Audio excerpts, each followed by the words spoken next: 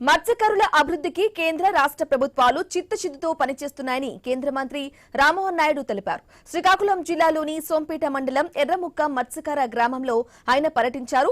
మత్స్య సాగరమాల పేరుతో coal India సంస్థ సిఎస్ఆర్ ఫండ్స్ తో ఏర్పాటు చేసిన సోలార్ విద్యుత్ దీపాలను ప్రారంభించారు. ఎన్నికల సమయంలో మత్స్యకారులను ఇబ్బందులను తాను గుర్తించారని చెప్పారు. ఇక మత్స్య సాగర మాల కార్యక్రమం ద్వారా సోలార్ విద్యుత్ లైట్లు ఏర్పాటు చేయాలని నిర్ణయించుకున్నట్లుగా తెలిపారు. మత్స్యకార గ్రామాలకు రోడ్లు కనెక్టివిటీ ఏర్పాటు చేస్తూ పర్యాటకంగా అభివృద్ధి చేయడానికి చర్యలు చేపట్టామని చెప్పారు. ఇక భోగాపురం ఇంటర్నేషనల్ ఎయిర్పోర్టు అందుబాటులోకి వస్తే ఉత్తరాంధ్ర ప్రాంతం ఉపాధి అవకాశాలకు కేంద్రంగా మారుతుందని స్పష్టం చేశారు.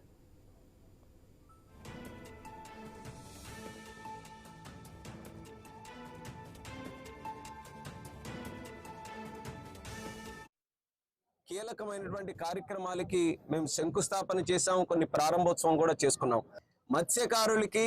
మత్స్యకారులు ఉన్నటువంటి తీర ప్రాంత గ్రామాలకి చాలా ఏళ్ల నుంచి ఉన్నటువంటి ఒక కీలకమైనటువంటి సమస్యకి కన్వర్జెన్స్ కింద ఒక గొప్ప సొల్యూషన్ని మేమందరం కూడా ఈరోజు చేయించడం జరుగుతుంది. అందులో కోల్ ఇండియా లిమిటెడ్ వారు ఈ యొక్క సిఎస్ఆర్ యాక్టివిటీ ద్వారా మత్స్యసాగర్ మాలాకి సుమారు 4 కోట్ల రూపాయలు సహకరించి ప్రతి బీచ్ రోడ్డుకి ఏదైతే ఈ తీర ప్రాంత గ్రామాలు ఉన్నాయో వాళ్ళకి సంబంధించినటువంటి బీచ్ రోడ్డుకి సోలార్ లైట్స్ ఇవ్వడానికి వాళ్ళు కూడా అంగీకరించి ఒక 4 కోట్ల రూపాయలు శాంక్షన్ చేశారు.